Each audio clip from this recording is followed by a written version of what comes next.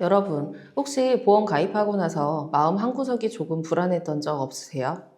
나중에 정말 사고 났을 때 보험금이 원활하게 지급될까 하는 고민 말이에요. 그런데 여러분, 그거 아시나요?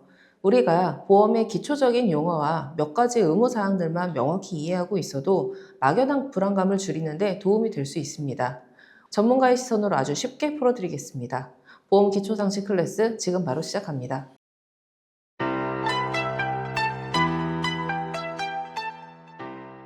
자, 가장 먼저 보험이라는 드라마의 등장인물들부터 완벽하게 정리를 해보겠습니다.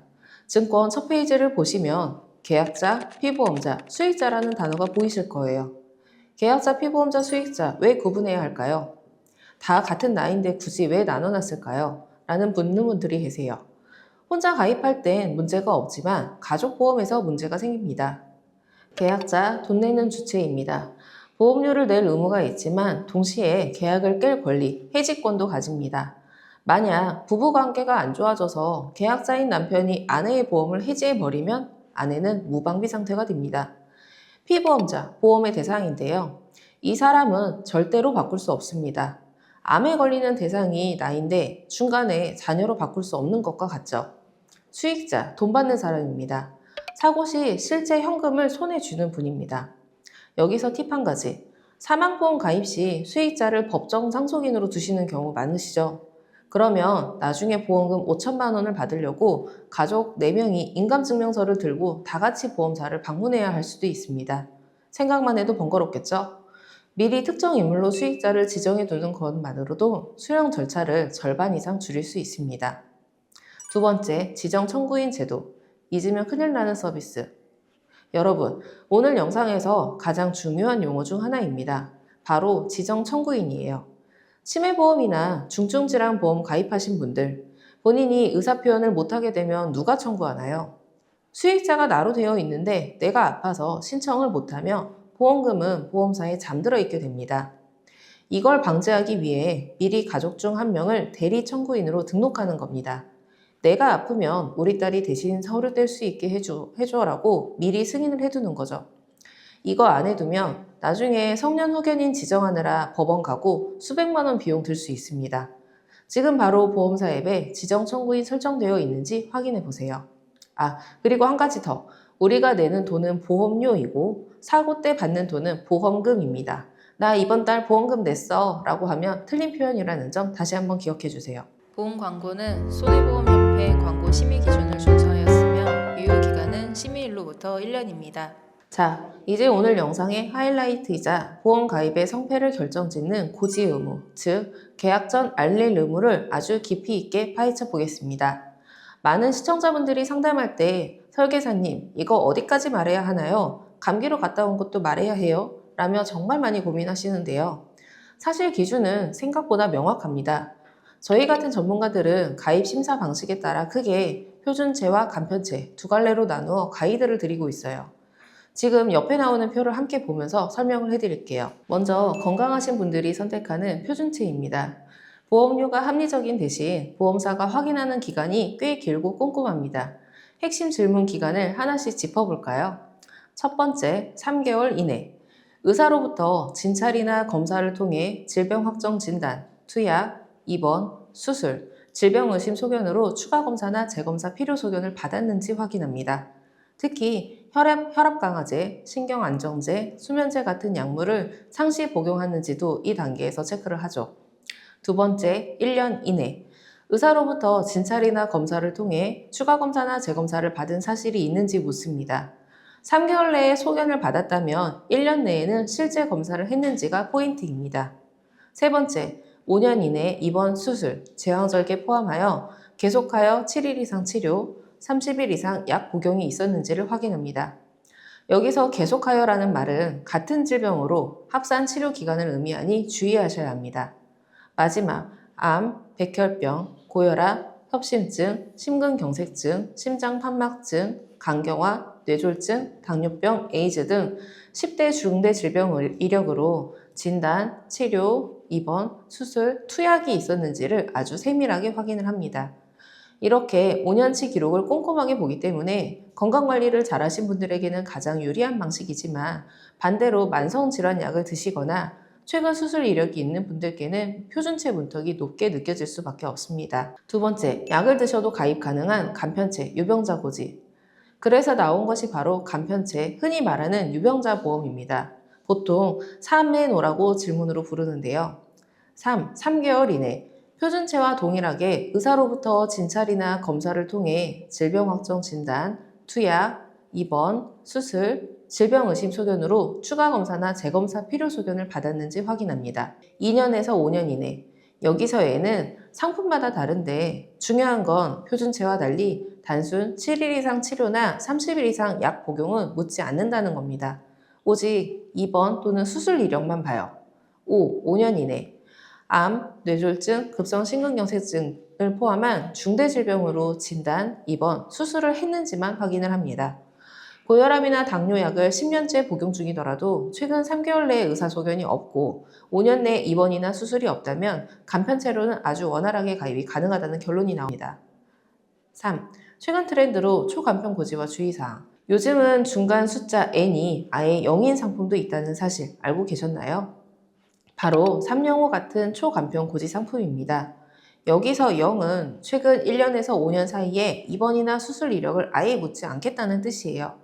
사고나 질환으로 얼마 전 퇴원하신 분들에게는 정말 단비 같은 소식이죠. 하지만 여기서 전문가로서 꼭 짚어드려야 할 포인트가 있습니다. 질문이 적다고 해서 무조건 좋은 게 아닙니다. 간편체는 고지가 간소한 대신 보험료가 표준체보다 상대적으로 높게 산출이 될 수 있습니다. 5년 내 치료 이력이 없는 분이 간편체로 가입을 하시면 상대적으로 더 높은 보험료를 부담하시게 될 수 있어 주의가 필요합니다.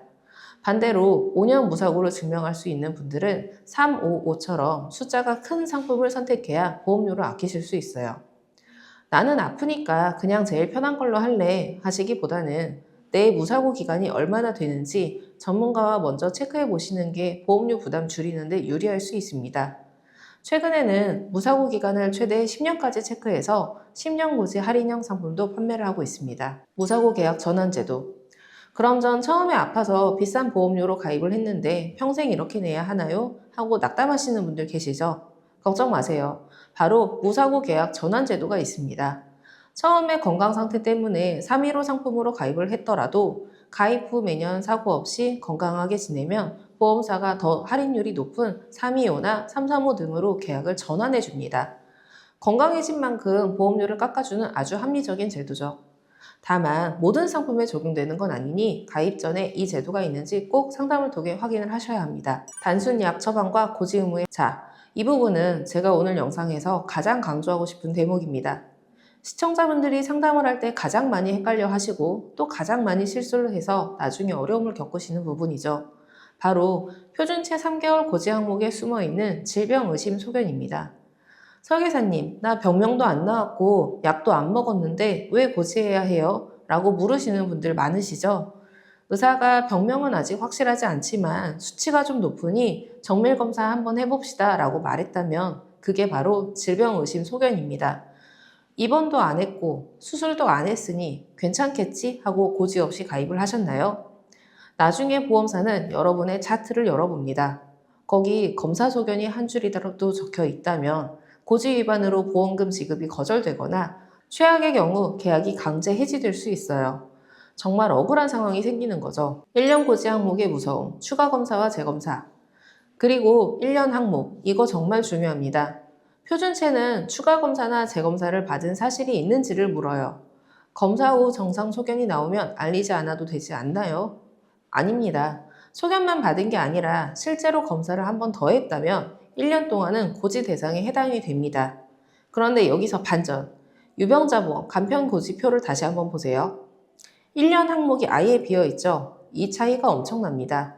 내가 6개월 전에 추적 관찰을 위해 초음파 재검사를 했다면 표준체는 가입이 어렵거나 까다롭지만 간편체는 아무 문제 없이 가입이 될 수 있다는 뜻이에요. 5년 고지 항목의 7일과 30일의 기준. 하지만 진짜 하이라이트는 여기입니다. 표준체 5년 항목에 나오는 7일 이상 치료와 30일 이상 약 복용. 이것 때문에 건강하다고 자부하시던 분들도 표준체 가입을 못하는 경우가 허다합니다. 나 수술한 적 없어요 라고 자신있게 말씀하시던 분들도 고혈압이나 당뇨 혹은 비염이나 위염 때문에 한 달치 이상 약을 처방받으셨다면 네, 표준고지 대상입니다. 반면 유병자 보험은 어떤가요? 오직 입원이나 수술만 묻습니다. 약을 10년째 드시고 계셔도 입원과 수술만 없었다면 고지할 내용이 없다는 거예요. 신기하죠? 그럼 다 간편으로 하면 되겠네. 전문가로서 말씀드리면 절대 아닙니다. 간편체는 고지가 쉬운 대신 보험료가 표준체보다 비쌉니다. 5년 내에 약 복용 이력이 전혀 없는 건강한 분이 단순히 서류 쓰기 편해서 간편체로 가입을 하시면 상대적으로 높은 보험료를 부담하실 수 있습니다. 그래서 제가 이 표를 기준으로 가장 저렴한 표준체부터 역순으로 최적의 상품을 찾아드리는 겁니다. 최근 유행하는 3용호 초간편 상품도 결국 이 표에서 기간을 극단적으로 줄인 형태라고 보시면 돼요. 약만 타러 병원 가는 것도 알려야 하나요? 정말 하루에도 몇 번씩 듣는 질문이죠. 결론부터 확실히 정리해 드릴게요. 대부분의 간편심사 질문지에서 단순히 약을 처방받기 위해 병원에 방문한 것은 고지 대상이 아닙니다. 하지만 세상에 무조건은 없죠. 딱 두 가지 주의하세요.